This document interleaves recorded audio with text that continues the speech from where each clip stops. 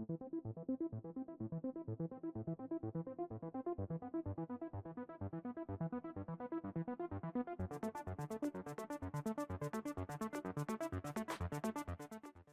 everyone, welcome back to the range.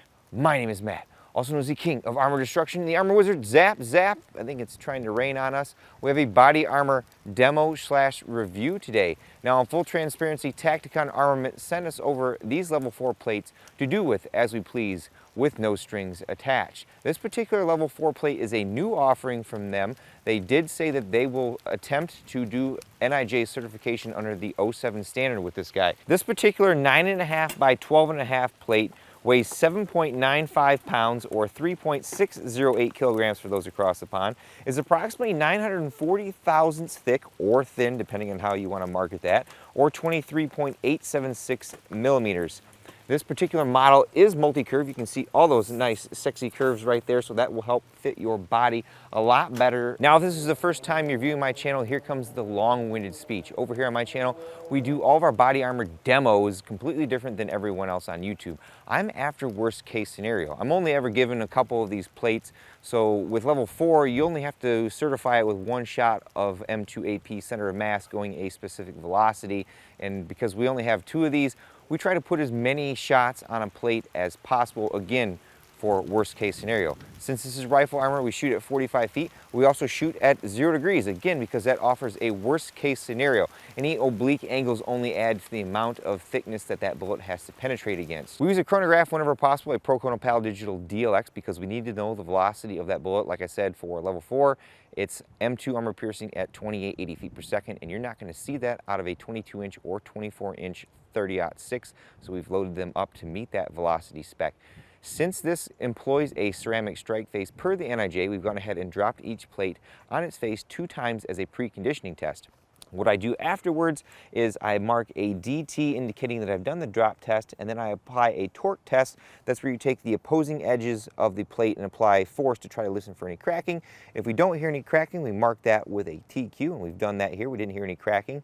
From what I can tell, this plate employs a full edge-to-edge ceramic strike face, meaning that for this 9.5 by 12.5 inch size that you see here, the ceramic is going to extend almost all the way out to, if not the most outer edge here. Other companies will offer you lighter plates, and what they do, because the NIJ won't shoot any closer than 3 inches from the edge or 2 inches, they will put a foam buffer ring around here and then have less ceramic. We also use a giant clay briefcase filled with Roma Plastilina #1 clay that acts as our compressible media to put the body armor up against, and it weighs like 80 freaking pounds. Now, it's the same clay that the NIJ uses, but they actually heat it up to 100 degrees, and they have, you know, an environmental chamber, and they're inside, and they can control those temperatures, and they drop a giant ball on it to certify that. We don't have that ability out here. It's around 50 degrees, but we have been heating it up in my little igloo down there, so we're just looking for a general representation of backface. If we see something like 50 to 60 millimeters in my clay, in official NIJ clay, that would be failing. We also put a spreadsheet here at the beginning and at the end that we fill out all the velocities and the penetrations. We also do a tear down so we can kind of see what the guts of our plate looks like, and if the manufacturer claims edge to edge, we can confirm that on a teardown. I do want to remind everyone that I am not an NIJ lab, so if you see any kind of threat stopped or penetrated over here and you have any questions, you should always defer to the manufacturer to produce accredited lab results. And on the flip side, if you're the manufacturer and you see me stop M80A1 going like 3,500 feet per second on your plate, you should send that off to accredited lab and have that added as a special rifle threat to your panel. Plate #1 is strapped in and ready to rock and roll. Since this is level 4, it's best to start off with the level 4 threat. Again, this is M2 armor piercing, 163 to 165 grain full metal jack with a hardened steel penetrator. Very, very nasty. The NIJ spec is 2880 plus or minus 30. I just dialed these loads in. They should be quote unquote good. We've got a 24-inch TC compass and 300 Winchester Magnum, just so we can get that velocity. As I mentioned in the opening, your 1903s or your M1 Grands with surplus aren't going to see that 2880 feet per second. I've got 3 rounds here.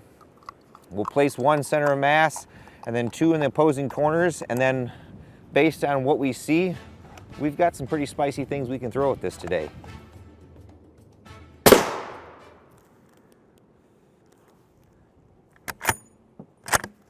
I hope that says close to 2880.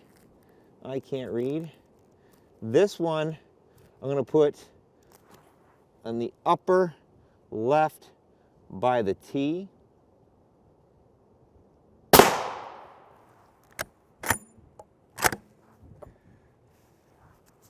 Then this one I'll do in the bottom corner.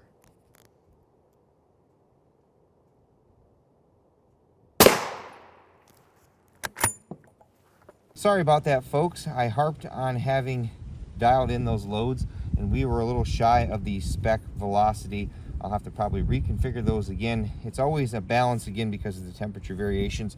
Shot number 1, 2, and then 3. It looks like we're using alumina. Looks like there's a lamination layer and drop face foam on there. Helper hand. Hey, no pass-throughs, folks. And what's fairly impressive is our dimpling is very, very minimal. That's a good thing. That means we have good construction. Our clay is warm. Let's see if we get a back face on shot number 2, 33 millimeters. Shot number 3, 22 millimeters. Then shot number 1, maybe 4 to 5. Very, very impressive so far. I do have some more M2AP loads. Maybe on the second plate, we shoot one of my plus B plus at that. Let's keep moving. All right, by the books, that plate is done what it's supposed to do. Stop 1 single round, it stopped 3. We're gonna hit it with a barrage of 5.56 threats just to kind of see how multi-hit capable it is. It seems to have good construction, and that lends itself to being very durable for follow-up shots. So we've got a 22-inch TC compass with a turbo 5.56 up front. We have 3 rounds right here. We've got M193, that's our 55 grain full metal jacket. We have M855A1, that is the U.S. Army's current issue ball round all the way down to basic. It is the enhanced performance round, has a much larger and harder steel arrowhead tip with a copper core. Then there's Old Faithful M855. That is a 62 grain lead core with a little conical steel penetrator. So we have 4 rounds of each. The A1 will be last as I'm dropping them on the ground.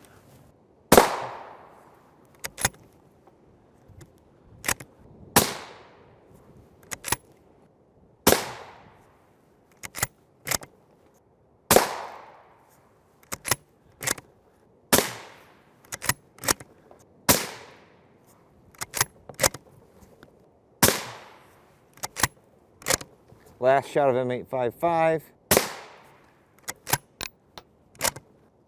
1, 2, 3, 4. All that destruction. We've got M193 shots. We got that edge shot over here. M855. Our A1 was all down here. Everything is quote unquote a fair hit. You know, in the NIJ's eyes, you know, we're trying to maintain 2 inches from shots. Some of those are a little close. Helper hand. Uh-oh, R.A.N.G.E. We had a couple penetrations. We had one from that M855A1. Now that's pretty close to the epicenter of the M2AP shot, and it could have degraded it.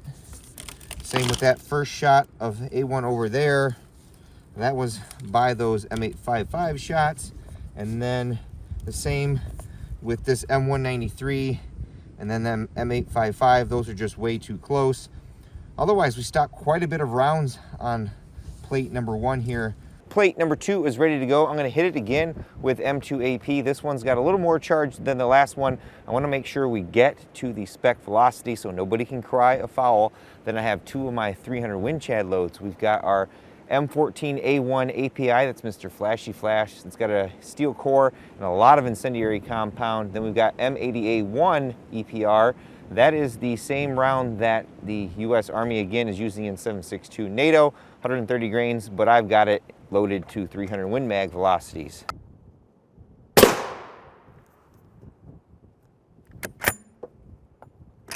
Now Mr. Flashy Flash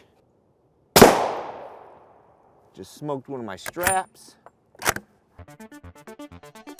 So much fire, so satisfying.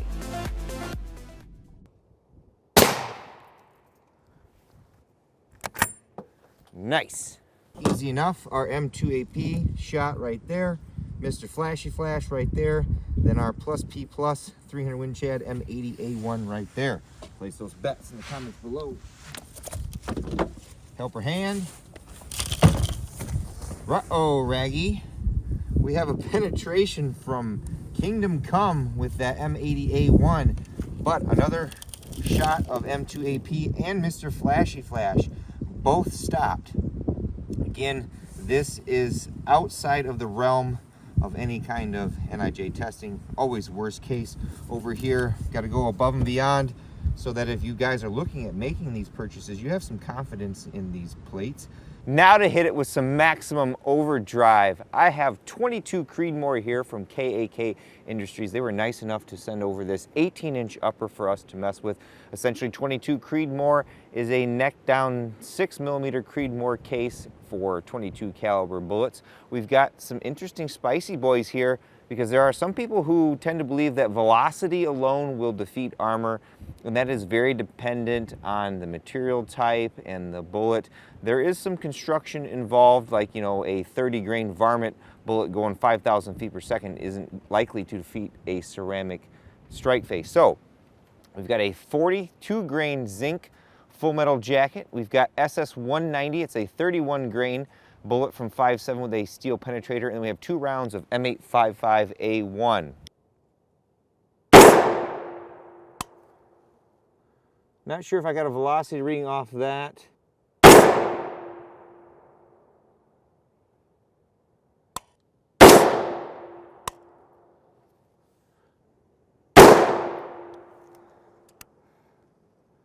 Our zinc full metal jacket was right here. The SS190 was right here. I forgot that offset is down an inch and over about 3/4 of an inch. A1 shot number 1 and number 2. Helper hand. Place those bets in the comments below. Uh-oh, Raggy. We had 1 penetration from that A1 right there. Now that's like 3,500 feet per second if it did read. Very, very spicy, and we've probably already compromised this part of the plate from that shot. But that zinc full metal jacket going probably, I think, 38 to 4,000 feet per second. This guy's over 4,400. Both stopped. They don't have the bullet construction to make it through this ceramic strike face. Paging Dr. Matt to surgery. Paging Dr. Matt to surgery. Now for a fan favorite, the teardown. That's where we get to look at the guts of these plates. And I've said it before and I'll say it again. The harder it is for me to get in your plates, usually that means that the construction is very good. And that was no exception here with this Tacticon plate. It took me like 5 minutes to get this apart. So they're using some really good adhesives.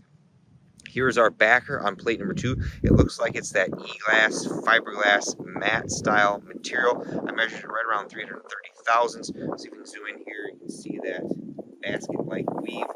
The only penetrations on plate number 2 were the M80A1 and that super spicy M855A1 from 22 Creedmoor.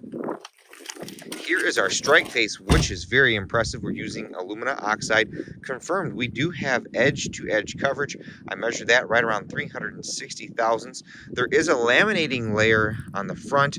I don't know if there is one on the back or not because I cannot get the backer and the strike face apart. That lends itself very well to multi-hit capability. I firmly believe that if Tacticon made a lighter weight model using ultra-high molecular weight polyethylene, we probably could stop some crazy threats with that. And then on the front, we have our drop face foam. It's white, fairly firm, a little bit squishy. I measured that right around 200 thousandths.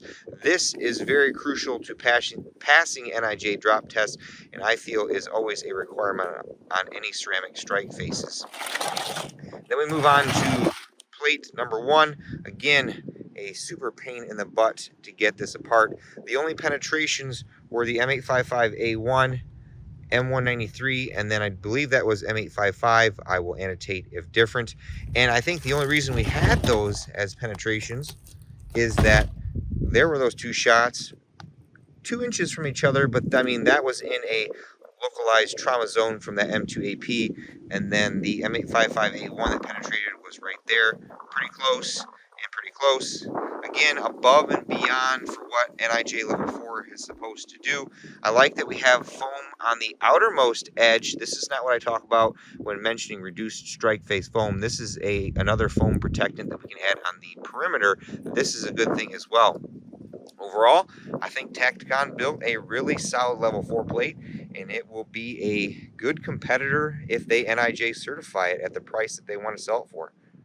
Well, it's about time to close this one out. Tacticon, you built a really solid level 4 plate, especially at the price point that you are going to sell these at.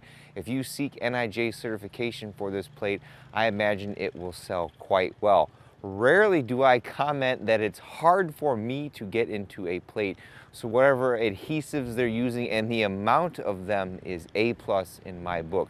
We stopped a tirade of our M2 armor piercing. Again, they were a little slow for the NIJ spec velocity, but again, on the flip side, the NIJ is only going to shoot 1 round of them at it, and we shot 3, plus a whole bunch of 5.56, 22 Creedmoor, and even some of our 300 Wind Chad. I do like that this ceramic strike face is laminated, and that only helps its durability along the way if you were to encounter a multi-shot scenario. With all that being said, it's time for me to get the heck out of here, but at the end of all my videos, I take a moment to thank all those who helped make these possible, because there's a lot that goes into them. On any of my newer videos, you see a little counter over here that gives you a retail value of the amount of armor that I have destroyed over the last 1.5 years. Number 1 is my wife and son. You just saw Deacon drive by. They come out here and help me whenever they can and do some shooting too, so it's appreciative that we get to spend time together. Number 2 is my YouTube channel members, Subscribestar and Patreon supporters. They are a big help when I can't get a manufacturer to send plates off to me, because I effectively use those funds to either buy ammunition or buy those plates. I have a link tree in the description below, like various other content creators. There's discount codes like through my Medic, or I even have an affiliate link to Tacticon Armament. Again, full transparency, that link effectively earns me a sales commission if you decide to buy something. Now, I'm a little different than other people. I'm not here to push things your way, but if you're looking to say thank you to the channel and you were going to make a purchase anyways, that's what that link is for. Number 3 are the fine gentlemen over at Tacticon Armament. Again, sent me those plates to destroy with no strings attached. And of course, number 4 is you all for watching. Until next time, I'll catch you at the range.